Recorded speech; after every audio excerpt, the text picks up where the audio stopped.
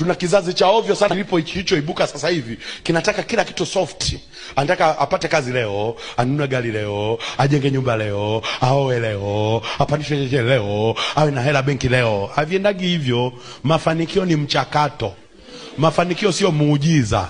Muujiza ni wa jangwani, sio wa Kanaani. Soma Biblia yako. Walipokuwa jangwani, Mungu ndiye akapasua mwamba ukatoa maji. Walipokuwa kwenye bahari ya Shamu, akapiga bahari ikapasuka. Walipofika Kanaani, kalime mwanangu, beba jembe kalime.